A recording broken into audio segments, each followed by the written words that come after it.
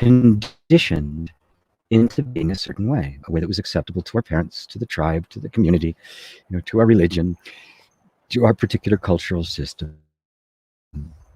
And as a result, we formed all sorts of images about ourselves. I mean, even your name. You didn't come with your name tattooed on your head, right? It was given to you. And it actually takes a while for it to sink in. After a little, it takes a little bit before somebody says your name, and you realize they're talking to you. There isn't even in the beginning. It is just pure, undifferentiated innocence. Then gradually through the process, we start taking on all these thoughts and concepts and ideas and conditioned patterns as ourself. We start forming an image of ourselves in our mind. And then when we start using the word I or me or myself, that those words, I, me, or myself, are referring not to you, but to that image in your mind, which is arbitrary. It's a fiction. Right? Now, how can I say that this whole sense of identity of mine and yours is a fiction? Right? Well, because it was made up. It was, and you can think of the consciousness of a little one as being this very flexible, malleable, water-like thing, and it just gets poured into a jar. And if I sit in that jar long enough, I'm going to think that that jar is the sum total of me. So as that, somewhere along the line though, and this happens to everybody gets put into a jar. It may be the jars are all different, some are really small jars, some are a little bigger, some are nicely colored, some are clear, but we're all in a jar. Until somewhere along our life, if we're fortunate, something pops into our lives that begins to open the door to the possibility that maybe that image you're holding of yourself isn't actually you. And I say fortunately because it doesn't always happen. While the gift of being born a human is auspicious and remarkable, of those of us who have been born a human, there's only a small percentage that will actually hear the Dharma. That's the Buddhist term for this kind of teaching. Will ever hear the words, "You're not what you think you are," as the guru, as Nisargadatta's guru said to him, which struck him to his core. You're not who you think you are. So when I say telling me about you, oh, I'm a guy and I live here and I like to do this, and my hobbies are an interest in this and that sort of thing, that's all describing the story, the superficial. Who are you? To know yourself, you start with the premise that I don't, that that the image I'm holding of myself is not who I actually am. So then how do you come to know who you are? Well, that is exactly what these meditations are about. And it's very, very gratifying to me to see a couple dozen people showing up who that question, that recommendation to know yourself has been taken seriously.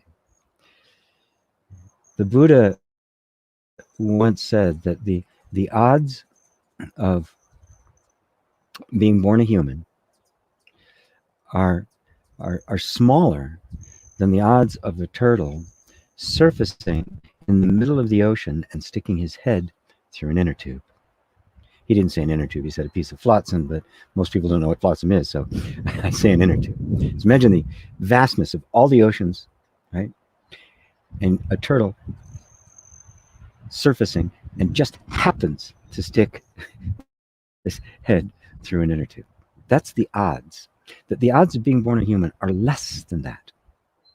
And then the odds of in the lifetime of that human life, which all of you are basically the beneficiaries. That has been your, you stuck your head through the inner tube. Um, those who have been born a human, the odds of in your lifetime ever hearing this kind of teaching are even smaller. And the odds of those who hear that teaching and actually respond to it, recognize that there's something of substance here, and actually begin to move your life in that direction, that that those odds are even smaller. So appreciate the incredible auspiciousness of the experience that you're having right this moment, and it always revolves around this question: who am I really? Putting aside all the story, and that's what we're here to do in this meditation. So as we get ready to close our eyes, let me remind you that as we enter into the state of meditation, anything that invites you to step out of the state of meditation, like making a comment or asking a question, is a distraction. So just a question comes up or the impulse to make a comment, just don't go along with it. At the end of the meditation, if it's still there, we'll have time for that. So without further ado, why don't we just close our eyes and allow our attention to begin to focus inward towards the I, towards the real you.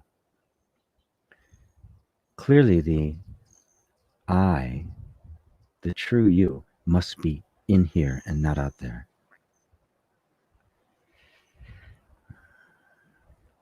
If you're new to meditation, you can just simply start by, with your eyes closed, consciously deepening and slowing down your breath. It's a way to bring us into this energy field of the body with its direct connection to the earth, to Gaia.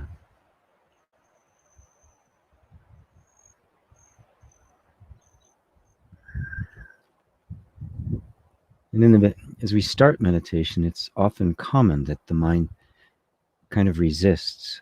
It wants to open the eyes, it wants to engage in some way. That's okay, just notice it. Just bring your attention back. The mind will be there when we're done. You don't have to worry about losing it.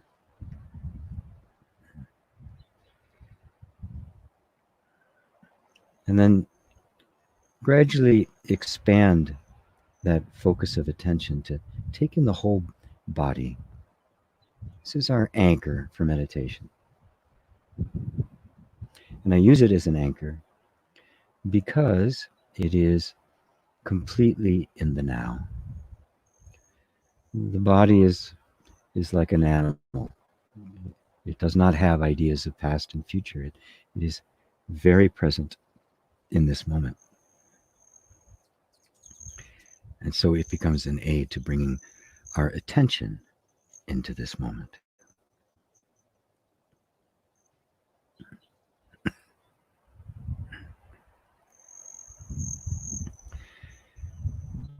Now, let the attention notice that while you're taking in this energy field of the body, there's a you that is taking it in. There's something very subtle.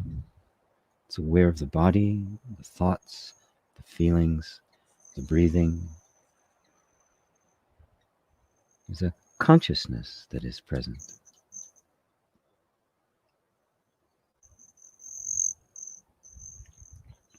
Now you also notice that the body, that field of energy, doesn't have a name.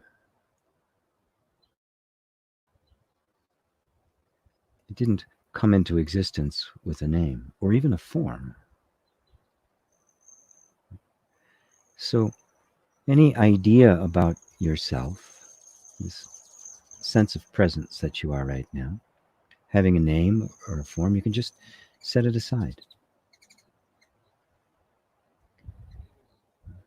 You can set aside all of your past, everything that happened to you, everything good or ill. Just set them aside to be just here, just you. And also the future. What you'd like to see happening in the world, how you'd like to, your aspirations, things you'd like to accomplish. Just for a minute, we're setting them aside. Take them up later, not throwing them out. We're just setting them aside for a moment so that we can cut through the ideas about ourselves to come to ourselves, to know thyself. So we've ruled out all the ideas of the past and all the aspirations of the future. Any lingering idea you have of yourself, I want you to just set it to the side and simply take in this experience of the energy field of your body, which doesn't have a name, and the conscious awareness of it, which also doesn't have a name.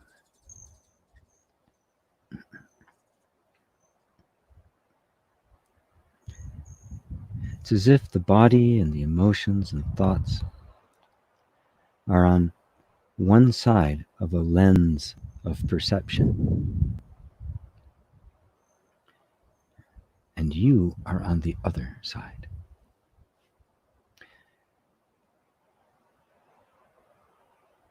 That sense of being aware of the body, isn't that you? Aren't you the one who's aware of that body?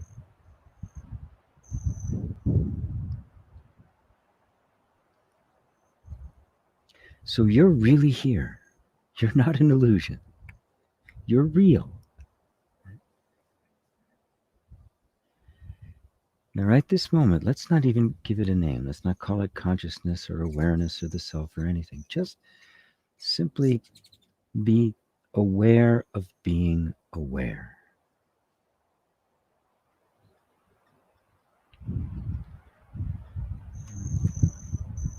We're not trying to figure out what is aware.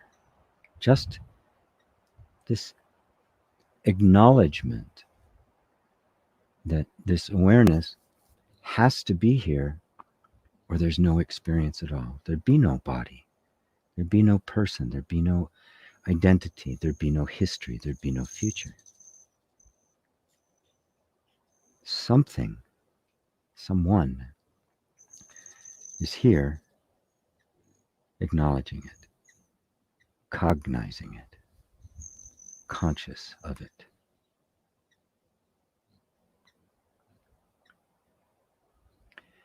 Is this not you?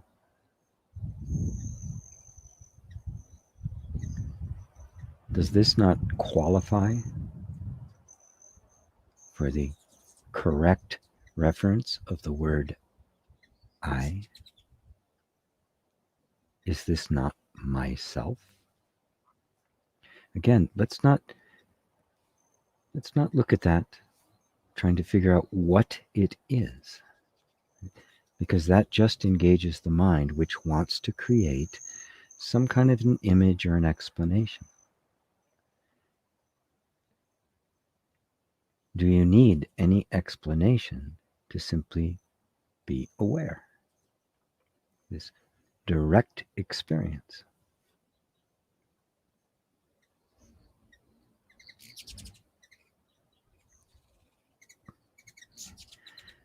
This is a place where that habit energy of the mind wants to try to define something, wants to find something that concrete that it can hold on to.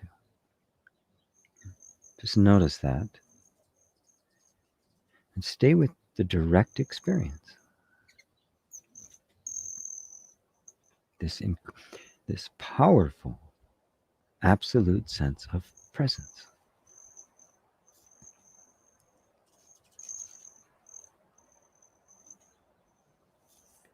Now, can you imagine that ever not being present?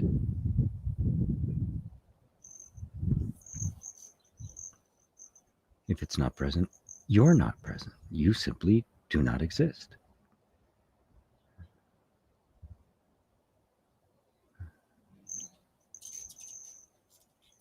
This is yourself, without any names or forms or history or future or past or images, without any conditioning, without any programming, just you and nothing else. All original equipment.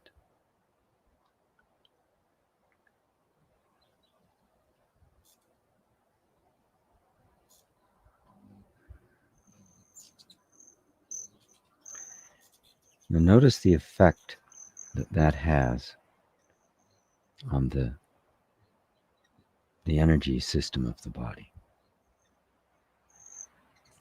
That which you are aware of. Notice how it tends to calm, to kind of settle all of the normal activity of life, which is sensation, emotion, and thought. You don't need any of those to recognize yourself. You're just here.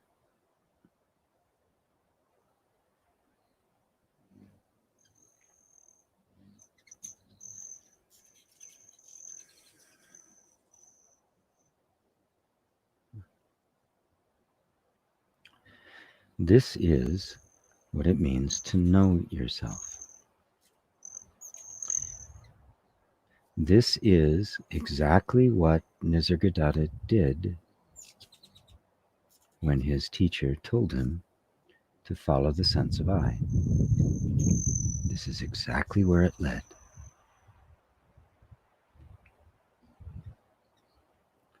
And if you allow yourself to regularly be led here, you too will become a sage. This is the doorway to the infinite.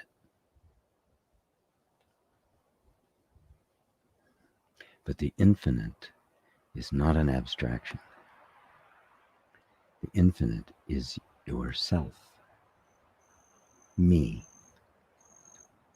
I. It is not distant and abstract. It is personal without being a person. It is intimate without being two. It is love without an object.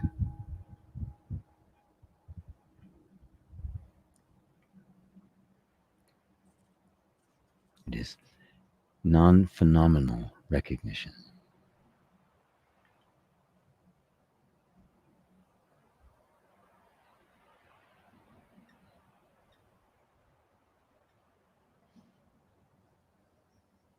Now, as we begin to get ready to allow attention to move outward once again, notice that that's all that's happening, is attention is turning around again towards what appears to be the outside world. But while attention is going to be reporting to you different images and pictures and experiences than you're experiencing when attention is focused inward, that which is perceiving what attention is focusing on remains unchanged.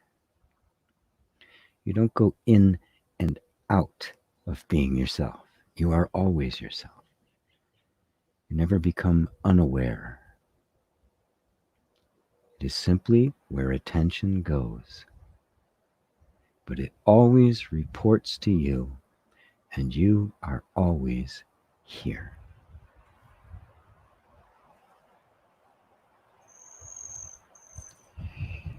So take a deep breath. Just kind of reconnect with the body for a moment. And when you're ready, you can open your eyes. And as always, I'll hang around for a little bit if anyone has some questions or would like to make a comment about that, uh, or anything really. Open. Hello to Lisa, to Rosario, to Ava, Ava in Poland. Namaste, dear G. Marie de Kock in Cape Town, South Africa. Hello, Marie. Gee, what time is it there? It must be, I don't know. Also from South Africa is Gubseal. Is that, did I say that correctly? Gubseal, Gabigal, Mamotan. Oh, my word. Wow. Beautiful name. Anna Maria says hello. Hello to you. Anton, Brian in Virginia, my old friend. Jeff Jacques, is that how you pronounce it? Hi, GP. Plugging into another dose of sanity, clarity, and truth. Amen, brother. Jay, good morning. Jay, Truth Loops, love that name. Buenos dias, senor. And I got a little picture of a turtle there in reference to the turtle, the turtle and the inner tube. Got some, got a love face from Liza and love catching alive. What time do you do these? When I do them, and I don't do them all the time, I'm trying to do them like 4 or 5 times a week. I try to do it at noon Eastern time, which is 9 on the West Coast. It's 10 where I am. And at noon, that would be like 5 o'clock in London. Jay says, do you read scriptures still? Occasionally, not as a study kind of thing. Sometimes things pop up. Now and then I'll read something from Nisargadatta or Ramana Maharshi. I still read things like the Heart Sutra, the Lankavatara Sutra, the Abhidharma Gita. There's some some things like that. But there's no real plan. Just some things kind of come into my experience just when I need them, either for something I'm discovering, or for something I need to teach, some kind of way of teaching. Still have every now and then I'll read the Bodhidharma, the teachings of Bodhidharma, which is a very interesting thing. The fellow who brought Zen Buddhism to China. So it's not as intensely as it was a long time ago when that's all I did. I mean, I was just completely immersed in it. But it's once you get to the other side of the lake, you don't need the boat anymore, right? You may have a little interest in boat building, but you don't really need the boat, right? Once the scriptures have delivered you to where they intend to, they are no longer needed. No teaching is absolute. All teaching is designed to bring you to the next level, and then the ultimate teaching is the non-dual, and I can say that with utter confidence because it goes beyond all teaching. It takes you, as we did in the meditation, there's no teaching there. It simply brought you to a place where you were looking for yourself, not a teaching, not a theology or an ideology, no nothing you had to believe or learn. You just look. It's a very sober looking with the right guidance to help clear away thought and the like, the story we normally have, to have the direct experience of yourself without anything extra added. And so the direct experience is not a teaching. That's why Ramana says it's not a teaching. Papaji says that. Mooji says that, which is the lineage I come from. So it's not, it is a direct experience. And all teachings serve to bring you to that point. And when you are at that point, You don't need any more teachings. Well, I should say it quite like that. The teachings take on a different character. They support this. First, they bring you to this, then they will support you, inspire you, keep you on track until you're so anchored there that it's impossible to get off track. So I one has to be careful because you can get so much into reading, and these days, of course, with YouTube, all the there's you can't swing a cat without hitting a non-dual teacher, right? um, so you can find the mind can get very hungry for knowledge, even non-dual knowledge. Right?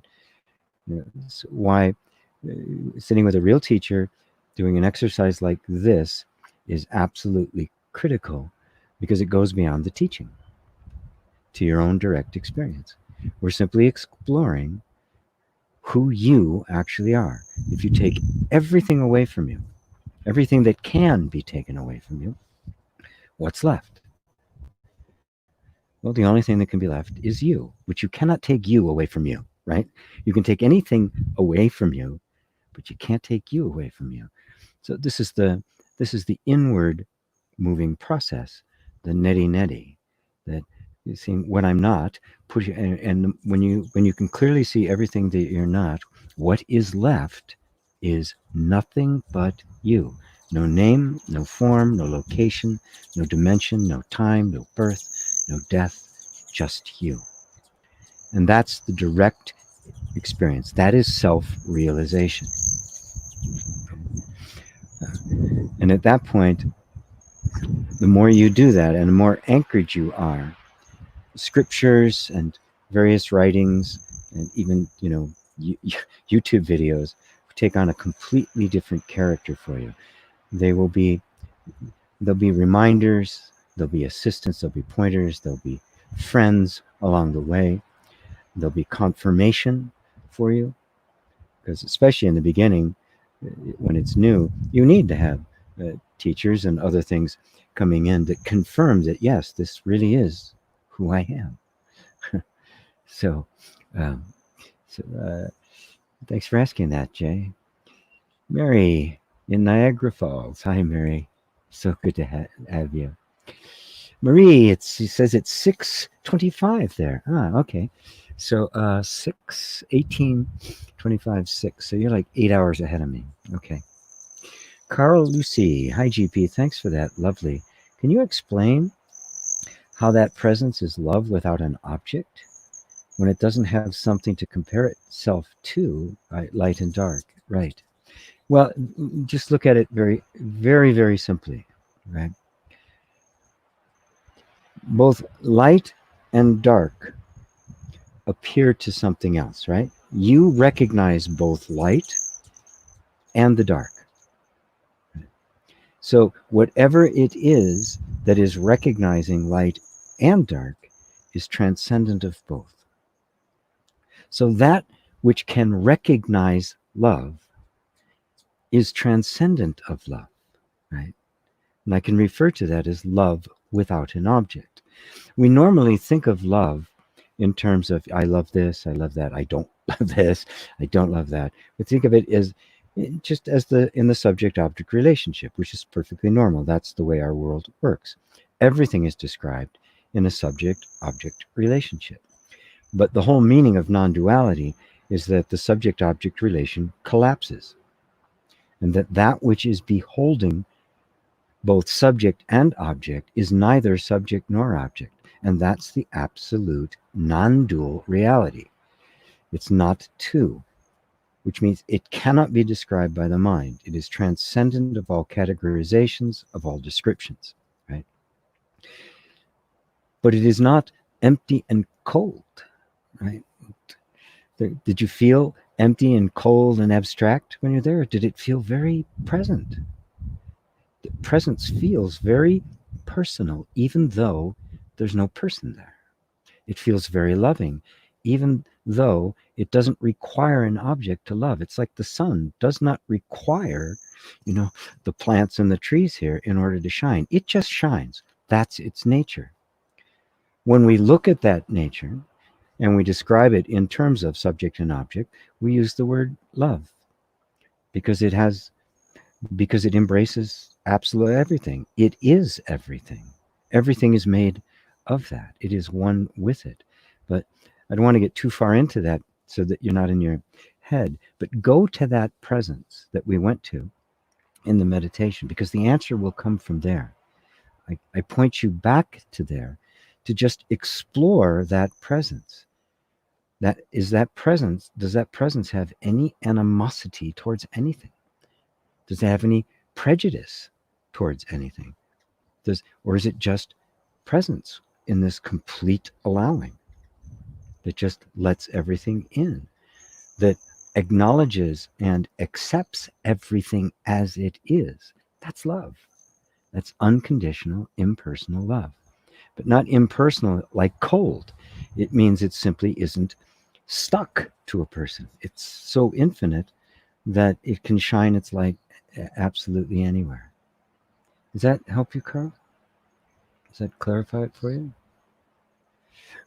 Jeffrey says, Joan, have you experienced GP's data meditations? Did I see a Joan here? I didn't see a Joan here before. Maybe she's down on the bottom. Anyway, where is Joan? I don't see Joan on my list here. Anyway, because Jeff is on Facebook. I don't know. Anyway, Mary, you mentioned some time ago that Osho said in the latter days it would be harder to reach enlightenment. Could you elaborate more on that? My husband and son are enjoying your teachings more than the others I've had on. They say that you are real and down to earth beyond so many that are out there. I am blessed. Oh, thank you, Mary. I wasn't always down to earth. I was out there at times, but I just realized it didn't work. As simple as that. And I found that the closer I got to the genuine truth, the more human I became, the more just earthy I became, the more connected I became, the more masculine I became. It actually enhanced the masculinity. So the actual human form got liberated from its limitations. And the end result is that it's not by the transcending of the human. A lot of people think of spirituality, I'm transcending the human, that somehow you're not going to be human. I used to think that.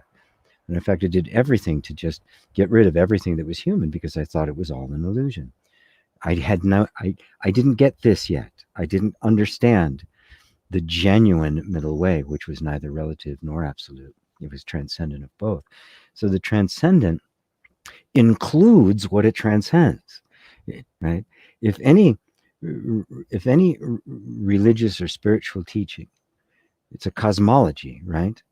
It's supposed to represent the whole truth.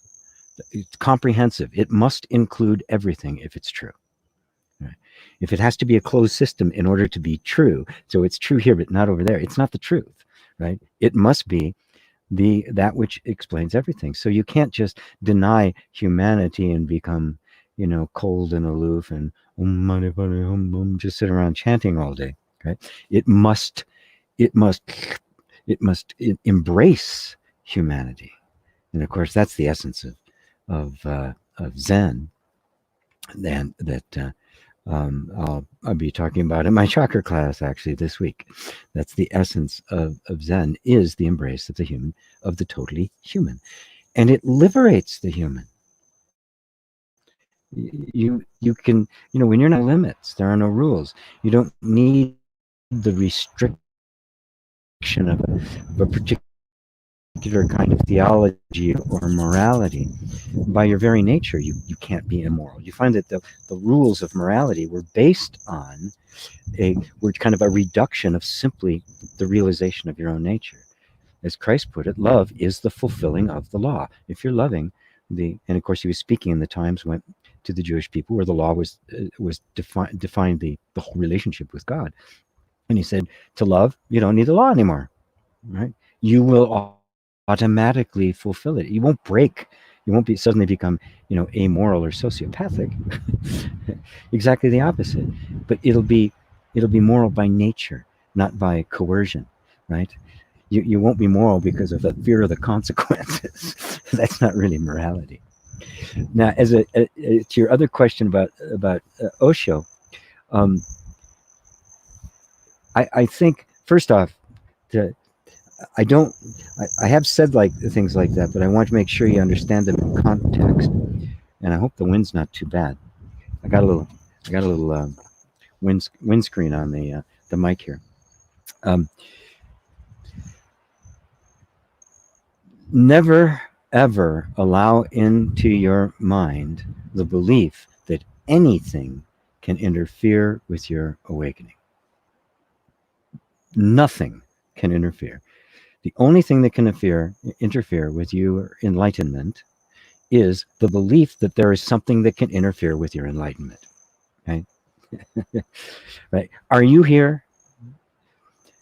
If you're here, the recognition of yourself is enlightenment. Nothing can stop you from recognizing yourself any more than somebody could hold a mirror up to you and find some way to get you to not recognize yourself in a mirror. You can't help it, right?